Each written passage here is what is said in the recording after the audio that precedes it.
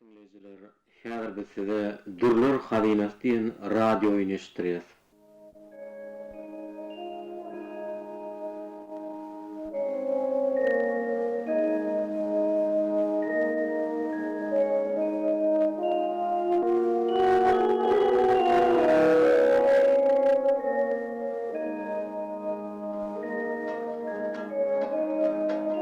Kadimi Günnowar medeniyetinin bu İslam dininin merkez hasayip edilen Bukhara, yüz hovasından demaliyadi.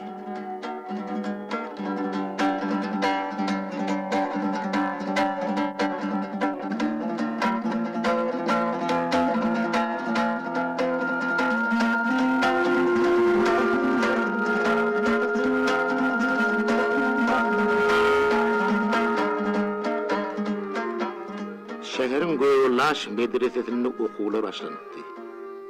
Medreseň beýleki hüjrelerinde bolşaly. Magtumulyň bolýan hüjresem dardy, karanqydy. Magtumul hüjreň sag böwürnäk sannyjyga ýapylanyp, kitap okap oturdy. Esle salmyşyn soň onuň hüjrede şollaşy alimlerden Siddiq gelip hüjrege girdi. Magtumul hemişe kitap paýşyryk bilen ýollaşyny ýüzlendi. Geldiňiz Malim Erdan? Her medresede näme gep gurrun bar? Ay, şu näme hili? Nire barsam sizin gurruňyz bolup dur. Be. Beýle ulu gurrun bolar ýaly biziň näme ýetgeşik ýerimiz barka? Näme diýsen da Şahir? Siz Bukhara gelmänkäňiz, biziň medresemizde agyz bolup adam tutar ýaly Şahir ýokdy. Doğrusu bir yerde de gazel yazıp şığır düzün bunu yalan adam gıt değil. Yönü olurun şığırını bir yala sürp dinleyemedin. Göğünü köyse ve dinledin elen o. Ervet koşuyla ervet biçilen giyim ikisi bir hasaptır. Olan hiç sayedine de haridar olasın gelmez. Doğru. Ena sizin şığırlarını da dinleyendi. Adinin ruhu götürülür ya. O şığırlar öz yüreğinden çıkayındırıydı. Şu sebeptenim, sizin bir yere gelmeniz adamların arasını ulu kovudur etti. Bu topar adamlara size ısı mergülün seredi. Kevr adamlarım kıyışık gözülen. O ne hemçin? Bu oları bizim eden yamanlığımın ne mi? Adamlarda görüplük var Şahir. Siz hol günlü korkuy, hücreler görüyordu mu? Şol hücrelerde bağ tacirlerin, ulu beylerin oğulları yaşaya. Olur, ilmi görmek için gelen adamlarım değil. Süvda işlerini dolandırır, yağlı hasap edip çıkarmaya uğruntular, olur başlat gerek değil. Olur pullu adamlar, nes yaşayalar. Günlüğün aşağı 3 milyon edip meyli soruyalar. Şahir sıran olup, şığır kazalamayçın mı oluyalar. Siz geleceğiniz beri, onların şahirlerin üstüne soğun doğruluğunu döndü. Ana, şunun için olur size görüplük ediyorlar. Hem adama yaranıp olmaz Ali Merdan. Peynimin niyetimiz de olsa, bir de şobettir. Onların mağara size görüplük ediyorlarının başka da bir sebebi var diyen. Bukhara'da bir kıyıklar ulayım diyen bir baya yal var. Diyğısız siretli yal. Özün beylik ayarları yal ol, çadırı pörünüp yüzünü yap gören ok. O ne beyli üyt göşü ayal? Ol bir bay tecirin ayali. Adamsı dir kede süvda işini dolandırıyan kıyıklar ulayımın özüdü. Ol dünyanın 4 güncüğünü kervini uğradırdı. Gün matarsı müsür, gün orası çınmalsın ağırlıkta, onun kervanının ayak basmadık yeri yoktur. Adamsı gülünden son, kıyıdlar ulayım, hazam yaynadı. Keypi tutun vakti, öğünü mihman çağırıp, milletim oru veriyor. Vaktal ol, minyan kaydan bay, taliplerimi öğünü çağırıp, şığır ettirardı. Öz şahirlerine gün yetiyen Allah yarbegi, hazam köp çağırardı. Kıyıdlar ulayım, hakikattanım koşu adalım aşığı mı?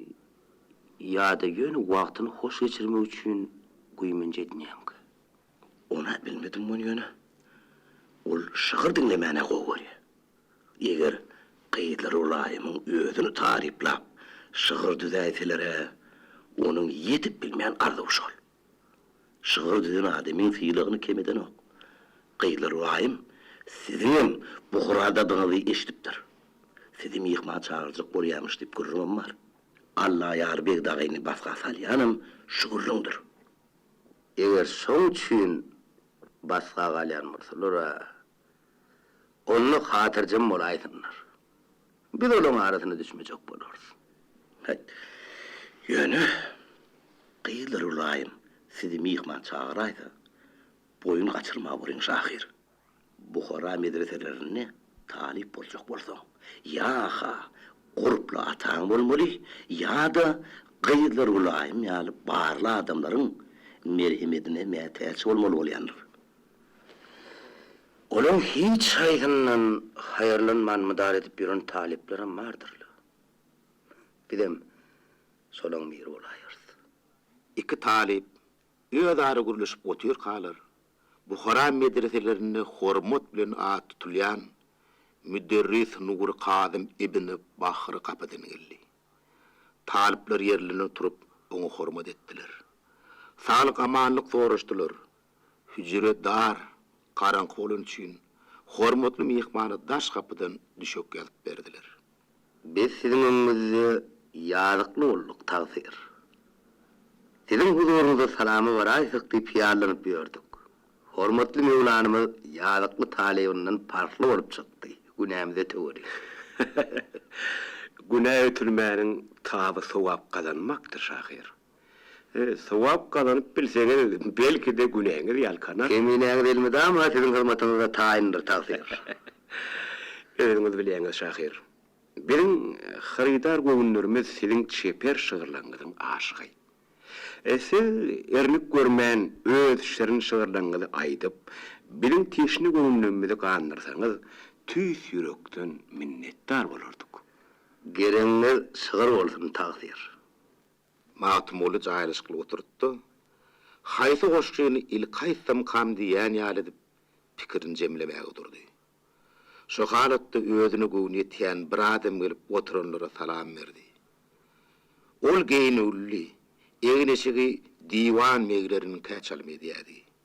Ol sapaçylyk edip durman derrew habaryny berdi. Bize gurgundan gelen Magtumul şahir gerek. Magtumul ýene biz bolarys. Bize Melike Qeýdlar gul aýymyň sewda işleriniň hasabyny ýöredýän Ahmet Ali ýerler. Men sizi mihman çağırmaga geldim. Biriň bekämiz Qeýdlar gul aýym size sabırsyzlyk bilen garaşyp otýar. Melike Qeýdlar Gulaýym biz hilap mihman çağıran üçin ona tüýs ýürekden minnetdardyr. Ýöne görüşüňiz ýaly biziň mihmanymyz bar. Boyun tawlajak bolmaň hormatly şahir. Barmasaňyz bekämiz gaty ýokuş görür. Çağırlayan bolsaňyz gidämeli keniňiz. Qeýdlar Gulaýym Buharada sarpas tutulýan adamdyr. Size moň sarpasyny tutaýyn. Hormatly Mewlana da biziň bilen gidermike? Melike Qeýdlar Gulaýymyň gapysy biziň barmaýan gapymyzlar. Ýöne bu wagtda biz çağırmandyr. Çağırmadyk ýere barmak aýp bolar. Hormatly şahir gowurýan ýoldaşlaryny ýany bilen alyp barsa, bekämiz hasam hoşal bolar. Hormatly Mewlana Nur Kadim üçine bekämiziň gapysy elmydama açykdyr. Şahir. Ýük görmeseňiz Qeýdlar Gulaýymyňka menim ekdädiňizle. Bolýaly merdan. Sizem ekdäýär.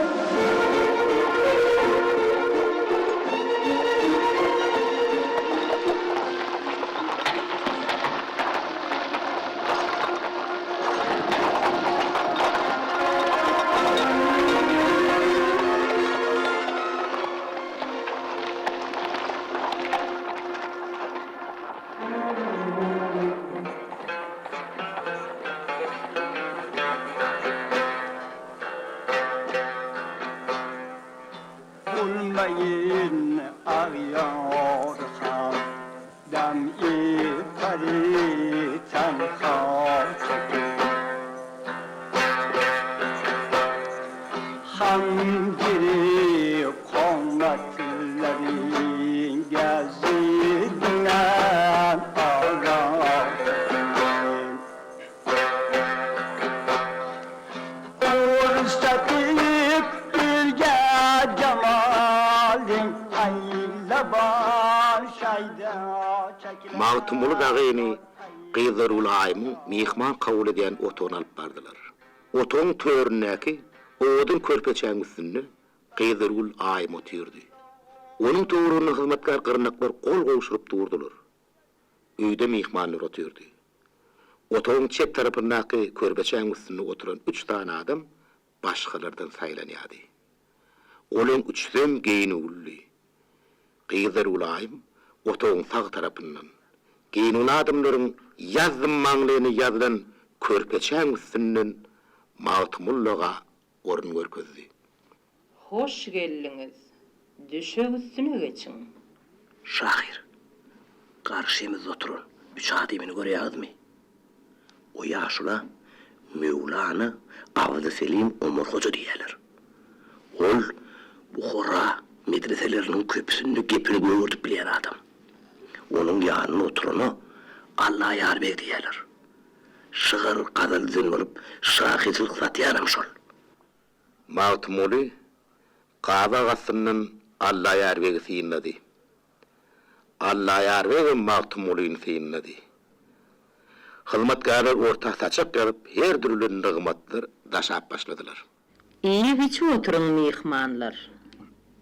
Arasyny söhbet edip oturun. Aramızda hormatly şahirler var. Olar bize yakımlı şığırlar aydıp berseler, bizim göwnümiz biterdi. İlki siz başlar mısınız mihman? Biz bir alys ýurtdan giren adam. Eger bikämiz makul bilse, gede Allah ýarbegi bir aýsa gow bolardy. Qyzar Ulaym Allah ýarbegiň gözüne seretdi. Allah ýarbegi tabinlik bilen başatdy-da, ýerite taýynlap goýan urbaglaryndan bir näçe beýt aýdyp berdi. Kirpikleriň okdur, gaşlaryň keman, yüzüň menewwerdir, gözleriň mestan. Men nenense sana aşyk bolmaýyn, periştiler seniň husnuňa hayran. Hay berekellah. Allah ýarby şular ýaly beýtlerden ýene bir näçeden aýdyp berdi. Bu şygyrlar dinleýijilerde üýtküjük täsir galdyrmady. Şeýle de bolsa şahir her şygryny soňlanyna onuň berekellasyny ýetirdiler. Gedek Mağtumula etdi. Ol agraslyk bilen goşga aýdyp başlady. Darnagy demirden talaňçy dünýä. İşiň nedir? Namus bile, ar bile. Cevir cepasy köp, yalançy dünýä. Goýmaz sen gezmägi, yar bile. Ay berekellah, yüregim mola, zeminiň üstüne dağlar çökerdin. Tomoşeker bolup, kese bakarsın. Her nerseni bir göç bile yakarsın. Cülveni sil bile, dağı qar bile. Ömrüm uzak varsın şahir. Diline güller bitsin.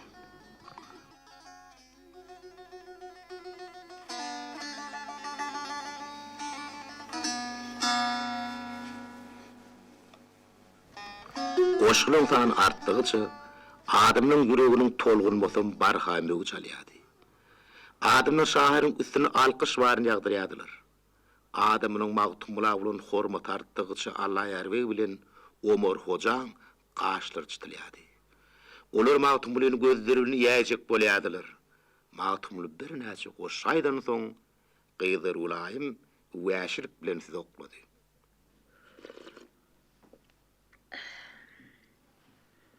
Sizin ingen çeper şığırlarınız var şahir. Ýöne siz älemin ajaýyp zineti bolan gyýz gelinleri ýatdan çykarypsyňyz. Doğru, doğru. Dünýä belli uly şahirleriň hemmesi zenanlaryň gözelligine hormat goýupdyrlar. Siz näme? Zenanlardan beýle gaty öýkelediňizmi? Dünya sözümeňler dusuz tagama, söz içinde gelin gıydan bolmuş. Onna şol şygyrlardanam aýdyp beriňde. Gereňi solar ýar şygyr bolsun. Gün hanjary gökden ýere iňenne, güne garşy dogan aýy özelsin. Ussaca Parişi, Fincap cübbesi, Ispahanlı gurlun ýaýy özelsin. Bu goşgy Gyzarul aýymy güýçli täsir etdi. Ol bu goşgyny hut özüne goşulan ýaly gördi. Şahir şygyryny tamamlaryny mehetdil, ol onu gutlady. Berekella şahir. Dünýäniň köp şahirleri siziň şahirçilik gudratyňyzyň öňünde başyny egmelidir. Tüýt bildiňiz bikem. Magtymula taý geljek şahir ýokdur. İhtiyar bolsa, size bir soragymyz var, hormatly şahir. Soraň taqdir, soraň. Hormatly şahiriň zehininde, şygyrlaryň çeperçiligine de sözümüz ýok. Ýöne biziň dinleýän şygyrlarymyzyň hemmesi türkü dilinde dizilipdir. Hormatly şahir eýsem, fars dilini bilmeýän ýa-da ol. Holgama bizebani türkü harf mizanat. Eger bir hoğuy şairi halgı hod boşi, bayet bizebani holgı hod şerbe guy. Aýtsaňyz lan taksir. Şahir näme diýdi? Ol farsça jogap berdi. Biziň halkymyz türkü diline gepli. Öz halkyň şahiri boljak bolsaň, halkyň diline şygyr düzmeldir diýdi. Jogabynda sözüm ýok, hormatly şahir. Ýöne Alşirni waý hedretler ýaly ady wadasy dünýäde bolan beýik şahirlerim öz şygyrlaryny fars diline didipdirler. Rahat aýtdyňyz taqdir. Nizamettin Alşir fars dilinde de şygyr düdipdir. Ýöne oňady Farsi tahallusy, fani lakam bilen tanalman, eýsem türkü tahallusy. Nowaýat bilen kulli alemi bildir. Şygyrlaryň şygyr kemi ýoklu. Bu şygyrlaryň halka düşnükli dille düzülmegini hormatly şahyryň ustadlygy hasap etmek gerek. Biziň pikirimizçe inniki dörejek şahyrlaryň hemmesi magtymullan görüllanyp halka düşnükli dille şygyr düzerler. Siz öz mertebeňizi munasyp sezlemediňiz taqdir. Şygyr gadal düzmeň kymmaty kulaga ýakymly sözleri erejeläp, owadan fetirleri ýatamakda däldir. Şygyr aýdylanna onun tüýdügünden ýanglanyp çykýan inçe manyny aňlamak lazım. Şu wagtda şahiriň şygyrlaryny arga fetirleriň barlygy görünüp dur. Eger siz bu şygyrlarda mukaddes İslam dinine kefek atylýan ýeri ýok diýip suwd etmekçi bolaýsaňyz, biz siziň bilen çedelleşmeli bolar. Aýyplaşmaň taksir. Her kidadyň öz ýeri bardyr. Jedeliňem öz ýeri bardyr. Rahat aýtdyňyz Bekam, rahat aýtdyňyz. Bu jedeli başga ýerde dowam etdirir. Ýerleriňe näme diýjegin bilemok weli. Hormatly şahiriň şygyrlary bire ýarady. Şular ýaly şygyrlary daň atýança dinlesegem ýadamazdyk. Doğru, berekella Şahir. Ömrün uzak bolsun. Diline güller bittin Şahir. Sizin şığırlarınızı yine bir gedek dinlemek arzumuz var Şahir. Biz bu arzumuza haçan yetip bilerkek. Tejirler öz haridina. Şahirlerim öz şığırına hıridar tapsa armağan ne?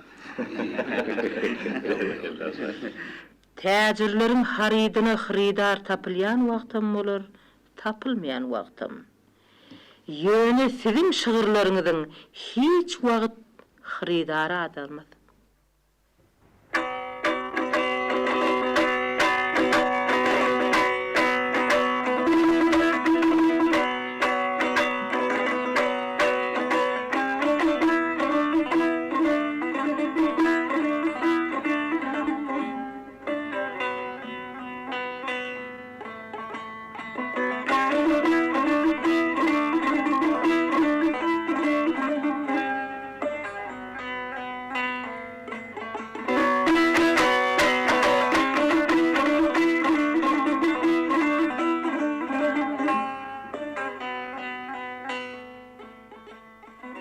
Aradan bir näçe gün geçdi.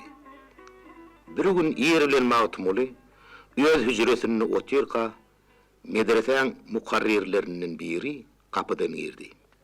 Biz sizi iyi dep geldik Şahir. Şeyhül İslam Hoca Mübarek Karizmi Hidretleri sizi öz huzuruna çağırýar. Haçan marmali? Olur size garaşyp otyrlar. Bizim bilen diýerseň gowy bolar. Yaxşı. Mawtumuly tabiinlik bilen ýerinden turdy.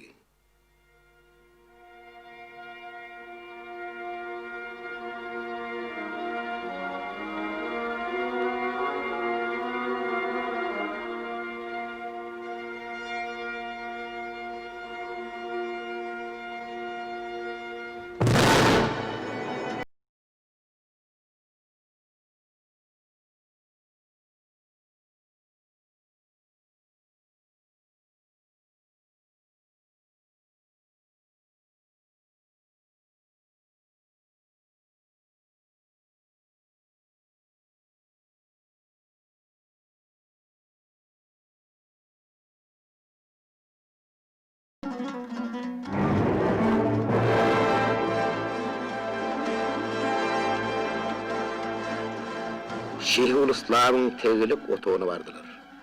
Otogda damlılar, müderrisler, mukarrirler halka gurap otyrdylar. Otoğun töründäki mahrapda Hoca Mübarek Harazmi tesisini oynap otyrdy. Oň sağ gapdalyny Nur Kazım, çep gapdalyny Omar Hoca otyrdy. Omar Hojaň öňünde Mawtumulyň şygyr diwany ýatyrdy. Gelin Şahir. Oturun. Şuň biziň hormatly ulamalarymyzyň arasynda sizin şygyrlaryňyzyň gürrüňi boldy. Adamyň özi ýok ýerine gürrüňni etmek gıýbat eden bilen barabardyr. Ol sebäpdenem sizin özüňizi çağırıp, seffetimizi sizin bilen bile geçirmegi dürüst bildik. Silanyňyz üçin Taňry ýalkasyny taksir. Enni gürrüňizi dowam ettirberin taksir. Onu Mawtym ulu Şahiriň özüm eşitsin. Eşittin takdir, eşittin. Şahir'in özüm eşittin. Mawtym ulu Şahir'in çeper şygyrlary var. Biz onu inkar edemizak. Ýöne şol şirin şygyrlarda musulman benneleriň urugyny hapalamagy ymtylýan meýilleri var. Biz şonuň gürrüňine diýär. Siz Mawtym ulu Şahiriň boynuny ulu günah ýükleýäniňizi bilýäňizmi taksir? Elbette bilýär, elbette. Ol sebäpden Mawtym ulu Şahira haýpyma gelýär. Oň ýaly bolsa, Sözüňizi taqiq deliller bilen subut edin. Delil köp takdir, katı köp. Anha onun bir şığırını size okap vereyim. Mağıtın uli bir gamdadır, teki bolur beylik da. 5 gün bu pani dünyada bir aşığın devranıdır. Gördünüz mü takdir? Şahir bu şığırını mümin muhulmanları hak yolunu dırs yöretmeyi nesihat eden aktı. Ayşe eşirete, keyfi tapa kovulaşma vaat ediyor. Ondan sonra başka bir şığırını kim bilir ki ahirette ne ilerler? Yiyip, içip, münüp, kuçup ötüyaşı diyem aydıptır. Yer şahir. Hormatly Mevlana cevap vermek meyliniz var mı? Yok. Doğru sözü kese çıkıp, ağa kara deyip duran adama gep düşünürüp bolmaz takdir. Ol bire cevap vermem bilmez. Ay, hava, cevap vermem bilmez. Aslında on yek yığrenliği din İslam'ın tuğunu belinde götürüyen adamlar. Onun şığırlarını okap görseniz sopuları, işanları, kazırları yepbeklep yürümekten başka pişesi yok deyip fikir ederseniz. Hemen onun yeni bir şığırını okap vereyim. Mağıtım ulu yarar mani, ağlıdır beşer kulmani. Müslümanın dini imani, ımmattır kara gözlerim. Gördünüz mü? Gördünüz mü? Hey Muhammed ımmatı olan adamım, öz ımmatını bir kırnağın gözünü döner mi? Bunun Muhammed peygamberin kerametine münkürlük etmez ahiri ne? Näme yılgırdınız şahir? Ayıplaşmayan takdir.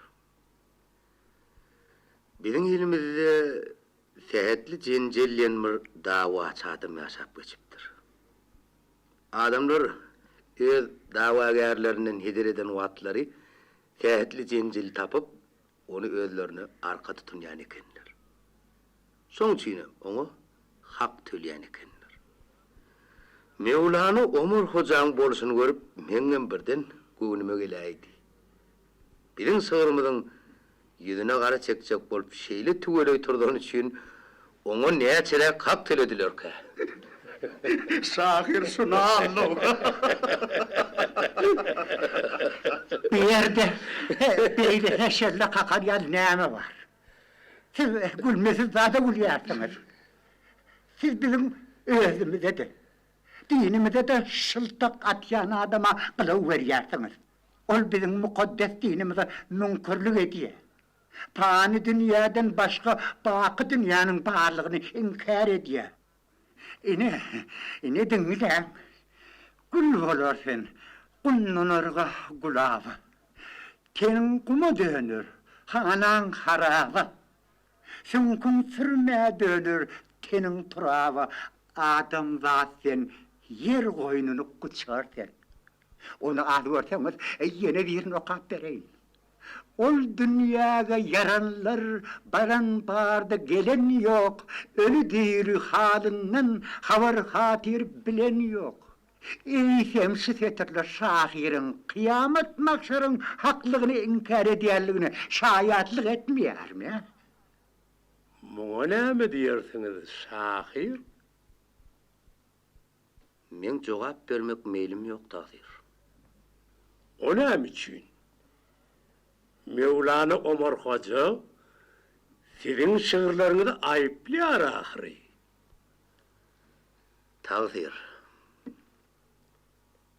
Men size bir rivayet urun edip bereyim. Hani? Bir vaatlar bir yeşeğin bahtı çıkıp yurda padişah olupdur. Günlerde bir gün on aydım dinleyesi gelipdir. Hizmetkarlar bir belli bağışını köşke çağırıp aydım ayttırıptırlar. Emma bağışı her nenen kovaydımlar aytsa da padişah yaranıp bilmendir.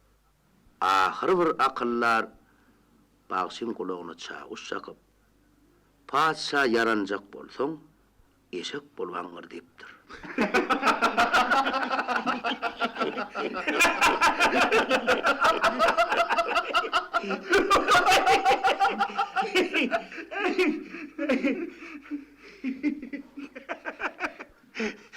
Şagir rahat aytdy. Mevlana Omar Hocanyň bolsa ırsaryany meňdi. Näme? Bu getirilen delilleri al görýäňiz. Yok takdir. Siz delil yükünü getirdiniz. Yön ol deliller hormatly Mevlananyň pikirini tasdiklamaya. Atı berden gaýdy. Top atıp serçe awlanýany bolýar. Siz ödüňiz bilýänsiňiz takdir. Allah Teala adama şahirçilik sakysyny sunanny, azat pikir bilen dil erkinligini şol sakynyň içine oşup berýär. Maktumul şahirin şığırlarına sözlerin mansı diýsen inçelik bilen izarlanýar. Eňen paýhasly adam bolaýmasa, oň şığırlaryň mansyny dogry düşünmegem her kimlere başardyyan zat de. Siz bizi ınjy diýärsiňiz takdir. Inni ikinji gerek bilin kejimi de gaýdýarsyňyz. Biz siziň bilen jedelleşmeli bolar. Näme jederiňiz bolsa aýdy beriň takdir. Aýdy ber. Näme jederi bar? Aýdy ber. Aklanyň. Şahir. Siz azat.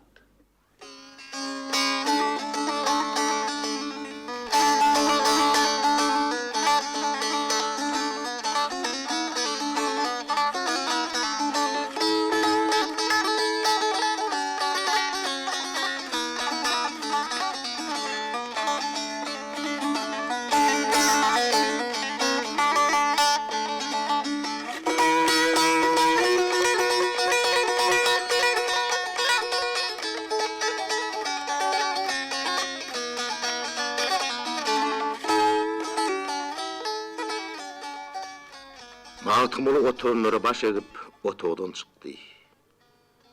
Ol bozogdan ätdäm adyny otogda gyzgyn jedel başlandy. Şeyhul İslam otogyna başlanan jedel ingen uzağa çekdi. Iň soňunda da Mevlana Omar Hoca nägile bolup otogdan çykdy.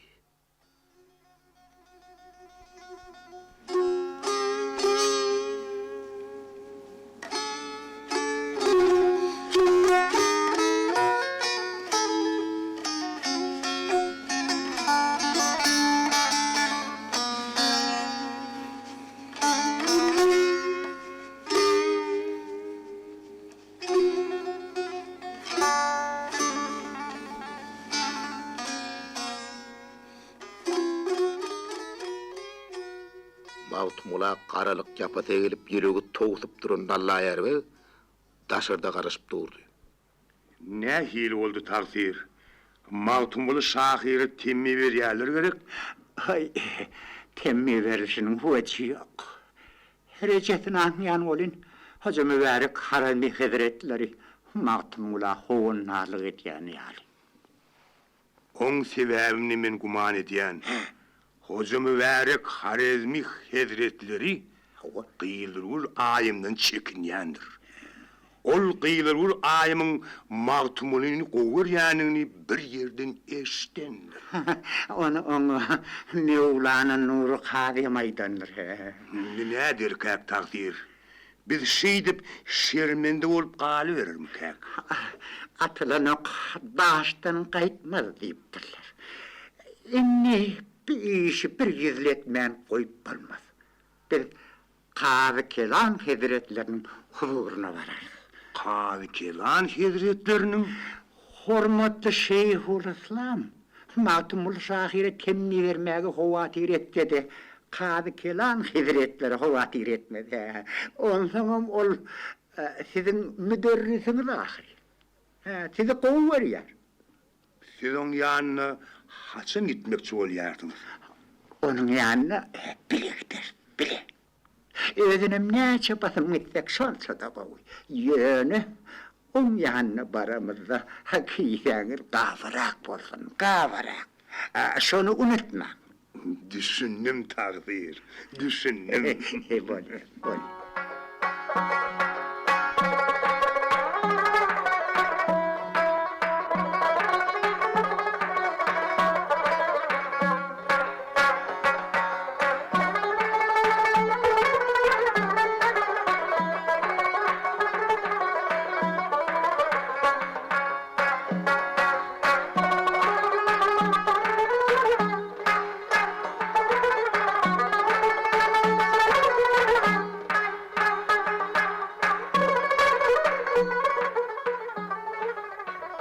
Ömer Hoca bilen Allah ýerbe maslahaty jemläp Kazy Kelanyň ýanyna gitdiler.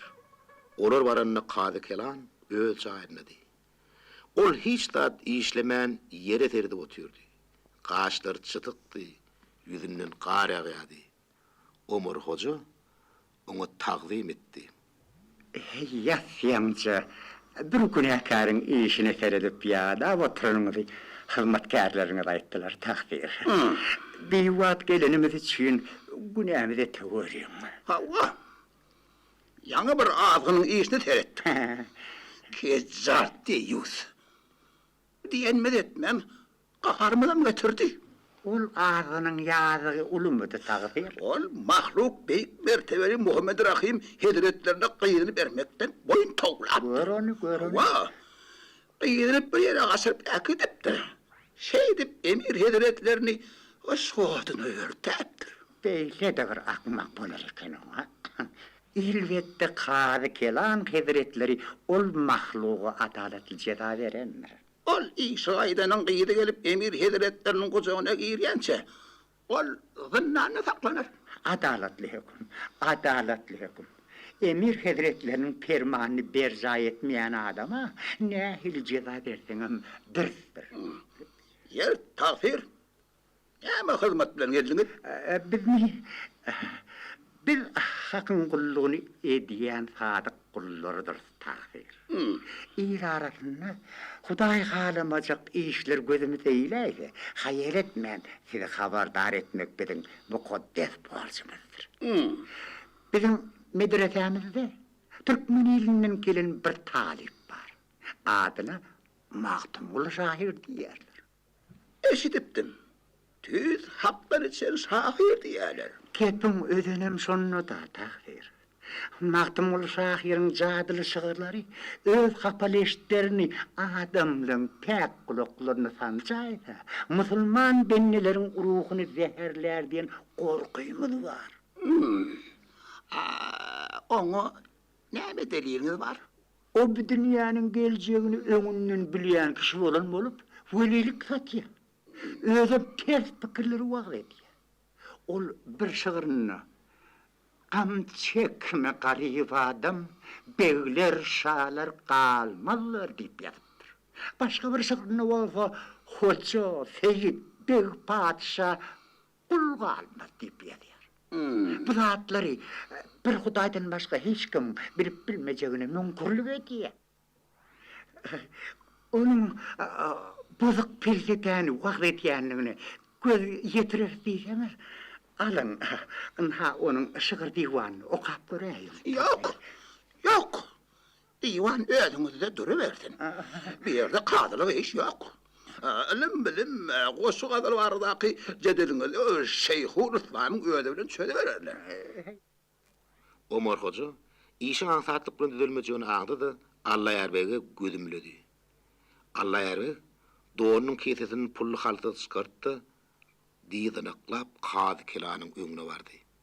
Kimini guluňyzyň geliňsizligini geçirip öriň takdir. Köp wagt bäri size soğudym edip bilemzok. Aýyplaşmaňda öz talimimiziň şu jaga soğudyny kabul edin. Allah ýerbe pully haltaçygy Kazy Kelanyň öňüne goýdy, ýerine geçip oturdy. Şondan soň Kazy Kelanyň ýüzi açyldy. Bu seri Ömer Hoca da aňlady. Bir mahal gelip, sizi bilmada denimiz için ýazygymyzy geçiň takdir. İhtiyar etseňiz, bir son bir gün sizin huduruňyza gelýärdi. Aslında sizin menden isleýän zadyňyz näme? Bizim pikirimizçe, Magtumul Şahir cezasız kalmaly adam däl. Ol bizim mukaddes dinimize kesek atýar. Ol öz bozuk pikirlerini wagt edip ýörse, Kazy Kelan Hedretleri üçin berfetler. Onun Peygamber ornuna oturan Kazy para için elini aça başladı diyen tetirlerim var. Olur ya tetirler oň şygyrynda iňen köp takdir. Kazy Kelan Hedretleri ihtiyar etse, biz olur ýaly beýitleri ýeken jemläp getirip bererdik. Jemläňde getirin. Magtumul Şahir içimejekli tetirleriniň hemmesini jemläp getirin.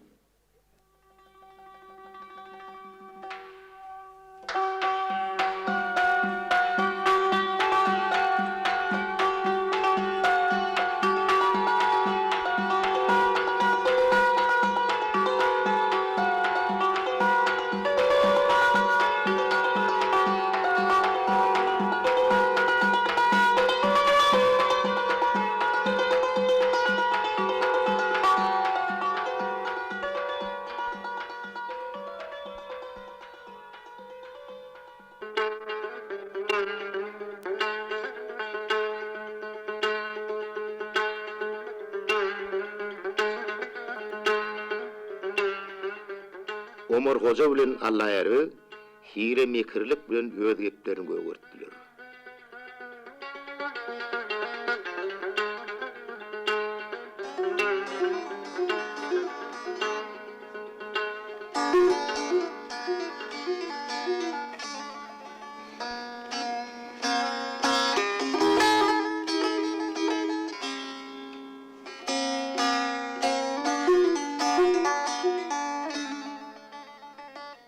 Ahir Mağtumulini benni edip Kadı Kelan'ın huzuruna getirdiler.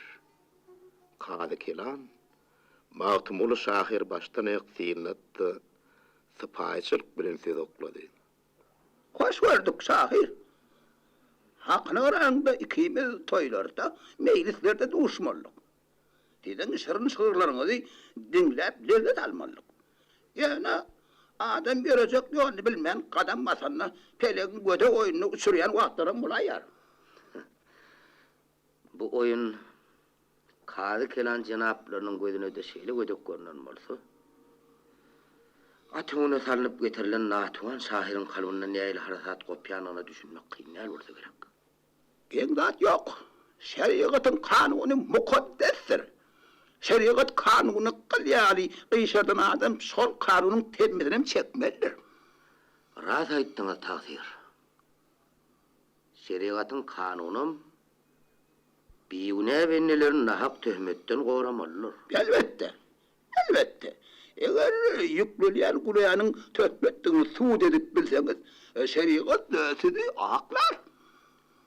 Onu suud etmek kadının borcudur takdir. Müellüğe salan olmam, şahir. Siz el boynunuza nehli günah yükleyen, öyle guman eden bolsanız gerek, ha? Onu guman etmek kıyın takdir.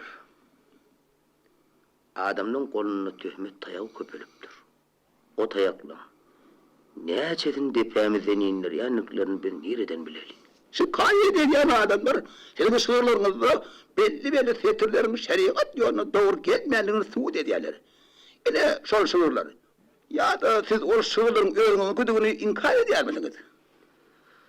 Tavsir, bize o sulardan yüzüyenler bilmez. O sular bizim günlük huşumuzdan, gece düşümüzden giden yok.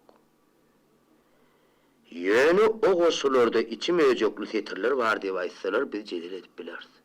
Cedel etmenin haceti yok. Onların öğrenimini okuyup gördük. Anha siz şu yerde Peygamber ornuna oturan kadi para için yerine savaşlat deyip aydıpsınız. Şeriat yolunu dürüst yürüyen adalet adamlarına töhmet etmeye Huday'dan korkmadınız mı? Tağsir, biz gözümüzün görün zaten ayttık. Şeriatın adı bilen iş hürriyen kadılar paralmaya Huday'dan korkmasalar bize bunu aytmaya korkmur tağsir. Siz göreyelim borsanız, hayse de bir kağıdısımın paralarını veriyorsunuz. Onun için hemme kağıdın malini kara tanrı vasaymak olmadı ahiri. Onu birden adaletli kağıdlar önüne çekayselerine edecek. Yok tağsir. Kağıdı adaletli olsa, onu önüne çekmez. Bir uluvalarda car çekip oğra söksün, onu tenha oğru önüne çeker. Doğru kişiyle kulağına değilmez. Siz ne mi diyecek böyleyanız? Ben sığırımı önüne çeken olsanız, sizin paralayasını diyecek böyleyanız mı? He? Bir sözü sizin ağzınızdan eşittik tavsir. Vallahi, hepiniz tanım, şahir. Kim bilen gepleşeninizi unutmam. Kaharlanmam tavsir. Allah Teala şeriat kanununu koruyan adamın adaletliğin parasatlı olmanı tamam etti. Eğer kadılar kaharlarına ya da nefislerine bäs gelip bilmeyen, şeriat kanununu bozsalar, özlerinin günah etti olur ahiri. Kadı Kelan'ın kahırı yetecek derecesine yetti. On bolup duruşu şahiri ekidip zınnanı taşlan deyip kıyıqracağı mengdiydi. Şu halatı birden otoğun kapı açıldı, eğini mahmallı onu bedemel adım şerik girdi. Kadı Kelan, onun kıyıdır ayımın anamdar adamsı Ahmet alıdığını anladı. Ahmet Ali'nin ilini oğudun zerli doğun vardı. Ol Kadı Kelan'a baş edip ilinnek doğunu tuttu. Bikäme gıyırlar ulayım şunu size soğuk diýer tagsir. Allah bizim bikämide ulap ömür versin. Bikäme siz mihman çağırya tagsir. Gelip duýdumyz zadyk gitmegi özüne kiçilik bilmesini tawuk etdi. Bikäňde bizden dogaý salam bolşurun. Ha, kahhanada kız işlerim oturan dursan baram. Bikäme sizin şu häzir gelmeňiz tawuk etdi. Sizin bilen gaýra goýulmasy gurruňy barmyş. Heýlemi.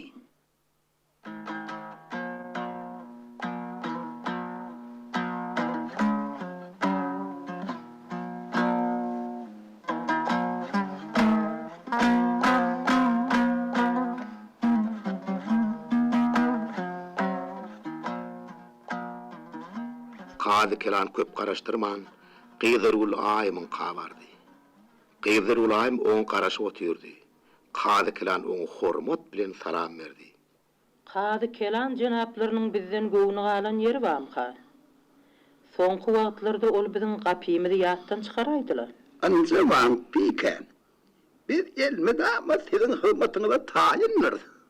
Şarlykdy hyzmatgarlar Kadı kelanyň öňüne saçak gyzyp näde nygmatlar çekip başladylar. Öňrek biziň şäherimize türkmen ýylynyň bir uly şahyr gelipdi. Ondan habaryňyz barmydyr tagsir?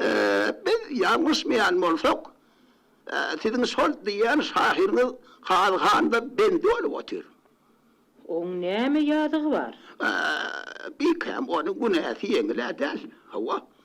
Şahyryň bir tapar sorunda din islama mümkürlük edilýän äher bar. Dogryňyz aýdyň tagsir.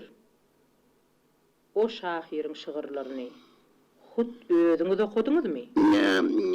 Ay, dogry özüme okumak. Ýöne abrayly adamlar okapdyrlar. Siziň abrayly adamlar diýýäňiz Abduselim Ömer Hoja bolsa gerek. Ol hakykatdan hormatly adam. Aňruji ýagdaý tapylsa, olar ýaly adamyň raýyny ýykmalylar. Ýöne magtymgly şahyra gedek gelenni gaty sere sap bolaýmasaňyz oňoýsuz ýagdaýa düşäýmeňiz mümkin. O näme üçin? Magtymgly şahyryň biziň şäherimizde okýanlygyny beýik mertebeli Muhammed Rahim Hazretlerim bilýär.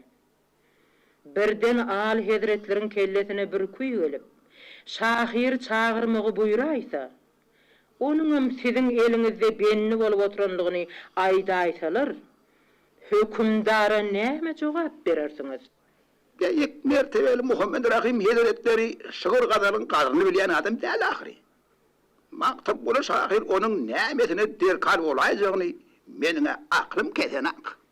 Beýik mertebeli Muhammed Rahim Hazretleri şygyr gadaldan lezzet almakda paýyn giderse-de, siyasat babatyny iňňen uzakdan görýär. Maktab bola şahyryň siýasaty näme dakaly bar? Siyasatyň iňçe sirlerini siz bizden gowy bilmelisiňiz tagsir. Türkmen taýpalarynyň arasynda magtymlygynyň uly abraýy bar. Şolar ýaly ähli türkmeniň abraýyna münasip bolan bir adamy tapjak bolup, onuň ali hazretleriniň köp wagt bäri arzu edip ýörenligini siz bilýänsiňiz öýdýädik. O dogry. Dogry. Yani magtymly beýle mertebe münasip adam däldir. Bikem. Hawa. Magtymly diýilýän iňňen kesir hem öz diýen adam. Adamyň gymmatym şonnudur tagsir. Her bir aýdylan söze lepbeý diýip duran adamlara emel onanyp bolmaz. İş bitirmek, öz gepini göwerdip bilýän adamlara başar diýenler. Bizim pikirimizçe beýik mertebeli hökümdar gepini göwerdýän adamlary halabam duranak. Hawa. Oladyň emiriň akylly gulluk edýän adamlar gowy görýär. Beýik mertebeli hökümdaryň Allah Taala'dan başga hemme kişi hökmi ýörýär. Ol magtymgula da hökmün ýöredip biler. Siz aýdyň bikem. Ol şahyryň halat edilmeginiň siziň üçin bähmidi barmy? Elbetde. Şahyr barasyny beýik mertebeli hökümdara habar edenmen. Inni meniň onu hökümdar bilen duşurmagym gerek. Ýerine çyk. Şahiri azat eder misiniz? Bunun yani günah bilen belli edilen adamları azat etmek ansat değil. Büyükəm, öyle bileyiniz. Şeriat yolunu doğru öğretmek bizim mukaddes borcumuzdur. Yani eğer siz şahirin azat edilmenizi isteyen olsanız, sizin gününüzü yıkap bilmez. Sağ olun taksir. Sizden tamamım şeyledi. Inni öz gurrumuza geçeliyim. Yarı vakali. Sonun son olurun arsını içkin gurrun başlandı. Etçek gurrunlarını edip, belli karara girenlerinin son, kadı kelan kayıttı. Ol beren sözünü tapıldı.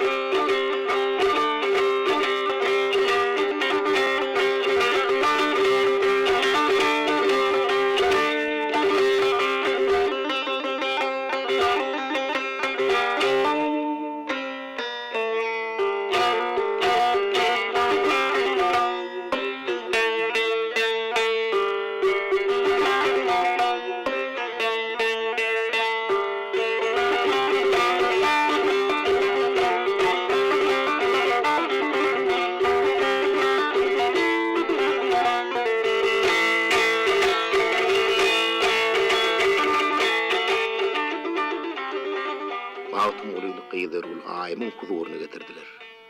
Qıydarul Aym onu näde nigmatları bilen garşylady.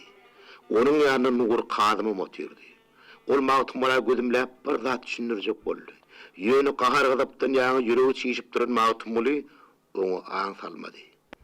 Mawtumlynyň näde nigmatlary bilenem seri bolmady. Ol taýmyň hak üçin naharyň duýdun daatdy da gaýra çekildi. O kadimedinizle şahir. Biderek zat üçün işlerden kesilip oturmaň. Bular ýal zat bolýan zatdyr.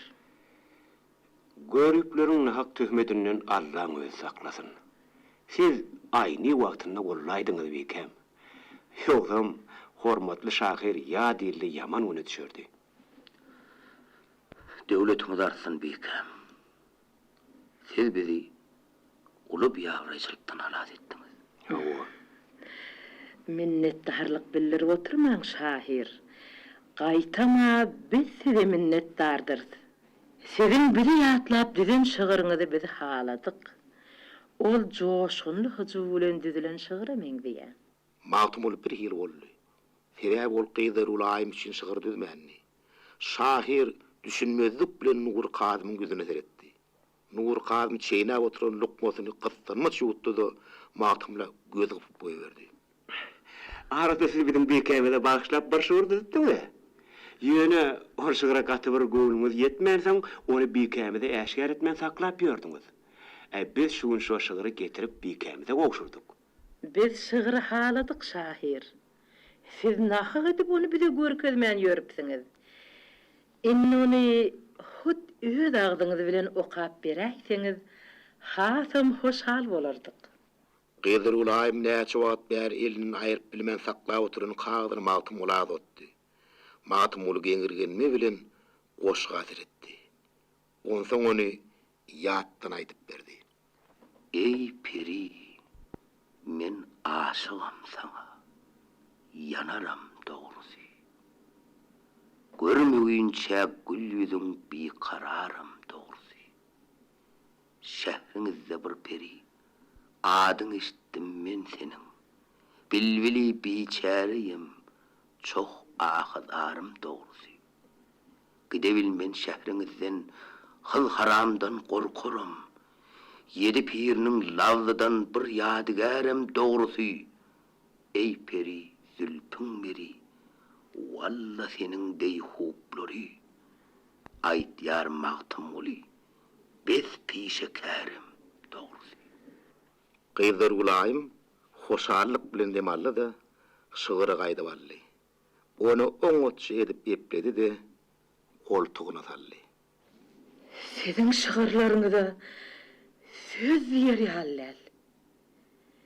Eger siz gödel jaýlarda, terçemenli bağlarda yaşasanız, mundanam ajaýyp şıgırlar düzerdiňiz. Allah işinizi rowaj etse, basım siz şol derejäge yetersiňiz. Sizin şanly dabaraňyz beýik mertebeli emir hezretlerine de äşkär bolupdyr. Beýik mertebeli emir hezretleriniň bizlik näme hyzmaty bolup biler? Türkmenleriň ulu taýpalary beýik mertebeli aly hezretlerine raýat bolup, onuň şöhletinden nur alýarlar. Onuň aly hezretleri sizin ýaly dana ogul dogrup beren Türkmen ilini gowy berýär.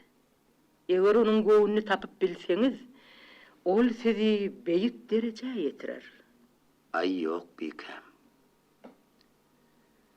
Biz giyin sehra ürünün qaramaya adamlardır. Biz tağtayesi olan beýik şalan, emirlen hizmatyna yaramarız. Qaramayaklardan saylanmak gerek şahir. Siz şuune çenli qaramayaklar bilen hemra bolup näme görenbekliğiniz var? Dünýäni düzetdiýen qaramayak adamlardır bikem. Olar çakır daşyň üstünde gül bitirip bilýärler. Kimde-kim qaramayak adamlara hyzmat edip össe, ömrüni haýp geçirmedim diýip aýdyp biler. Adamyň gysgaçyk ömrü var. Şo gysgaçyk ömürde köprek haýry sahawat etmek gerek. Aňrugy ellen gelse, yetim ýetirlere dilaret etmeli. Suwsuz ýerlere ýaplar çekmeli. Köpürler salmaly. Mektepler, medreseler bina etmeli. Sizin gowy niýetiniz var şahir. Ýöne siz bir zady bilin. Allah Taala adamlara bagty, baýlygy, gözelligi deň paýlamandyr. Allah'ın bermedik zadyny zor bilen alyp bolmaz. Her kim özüne yeten pay bilen oň bermeli bor. Siz yetimlere arka durunuňyz bilen hemme yetimleri hostar edip bilmersiňiz. Garyplere delalet edeniňiz bilenem ähli garyplere baý edip bilmersiňiz. Gowsy siz döwlet tapjak oğruňyzy topalyň. Men ýene bir zady aklym kesýär. Her näçe uly baý bolup, bu dünýäni tutan ýokdur. Bu pany dünýäde az ýygnan az zat döküp gider, köp ýygnan köp zat döküp gider. Gürrüň ulaglygyça jedel güýçlenýärdi. Jedel güýçlenligiçe de Mawtumuly bilen Qyzarul aýymyň agyzy alyp barýardy. Ýagdy nur kadymy hozurlaňa saldy. Ol gürrüňi bölmegi ýörenedi. Bu dünýäniň persepesi hakynda näçe jedel etseň edip oturmalydyr bikem. Şahyryňam bir başy 100 aladasy var. Bugunlukça onu jedellen halas edin. Edin ýagşylygyňyz Allahdan gaýsyn. Inni bize ruhsat berin. Ruhsat Allah'dandır. Ýöne hormatly şahir, siz men ýan haýdanym hakynda gowja pikirleniň.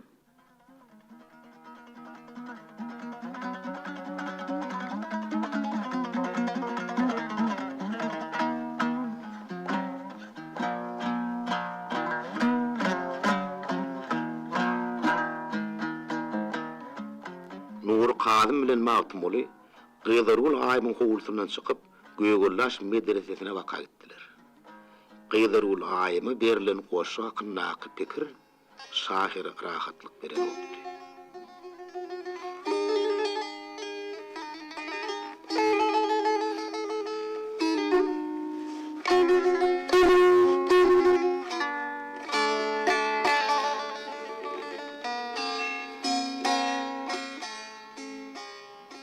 Qyzarul aýym marasyny goşgy düzmänlik. Başga ýeriniň taryhy üçin düzülen goşgyny Qıyıdlar ulayım yali, hadım ayalı, muvafıklap bileşinize aklım hayran takdir. Onu biyalaşlıktan ettik Şahir. Ödümüz öyleyiniz. Omar Hoca diýilýän ýöne men adam del. Eger biz Qıyıdlar ulayıma arkamız diremedik bolsak, ol görüpler berim peşkeş bilen kazyny azyryp sizi hele getirdiler. Qıyıdlar ulayymyň gowuny tapmak üçinem siziň bir şygyryňyzy oňa sowgat bermek gerek boldy. Pulun kudretine hayran galayım olav. Qıyıdlar ulayymyň hükmi, kadı kelanyň hükmünden bu işle çykdy. Doğru Şahir. Doğru. Qıyıdlar ulayymyň hükmi kadyňkydan zor çykdy. Ýöne siziň şygyryňyzyň kudrety Qıyıdlar ulayymyňkydan zor çykdy. Biz o şygyry Qıyıdlar ulaýyma okap beremizde, ol tasanam ere wagapdy.